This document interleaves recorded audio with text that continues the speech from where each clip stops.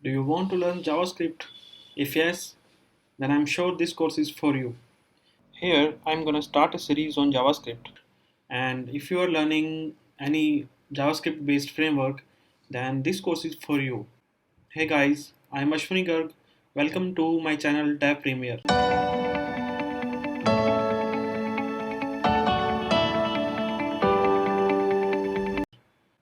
This is the introductory video of this course. Who can get benefit from this course? The absolute answer is everyone. Either you are a beginner or a professional programmer. If you are using vanilla JavaScript or any JavaScript based framework, then this series is for you. These are the topics covered in this course. In this module, we continue our coverage of all key fundamental features of JavaScript, turning our attention to commonly used types of code blocks such as conditional statements, loops, data types, functions, and events. In JavaScript, most things are objects. From core JavaScript features like strings and arrays to the browser APIs built on the top of the JavaScript. You can even create your own objects to encapsulate related functions and variables into efficient packages. The object-oriented nature of JavaScript is beneficial to understand if you want to go further with your knowledge of language and write more efficient code. Here we will learn object theory and syntax in detail. Look at how to create your own objects and explain what JSON data is and how to work with it. In this module, we will see how JavaScript arrays works.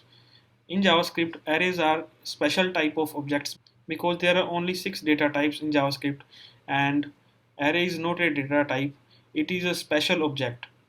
So we will see here array properties and different array methods, and then we will learn about JavaScript objects, properties and methods.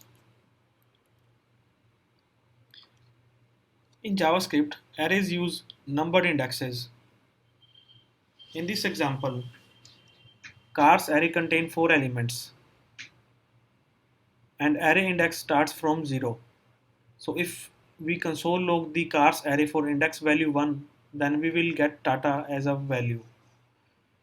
On the other hand, objects use named indexes. It's like key value pairs where you can define your own string keys. So here, if you console log car object for key type, then you will get Fiat as the value. You should use objects when you want the element names to be strings, or let's say key to be string in the key value pairs. On the other hand, in arrays, keys are by default index numbers starting from 0. So this is for the introduction video. We will study in detail in the next videos about JavaScript basics. Please do like the video and subscribe to our channel for upcoming videos and press the bell icon for instant notifications. Thanks for watching.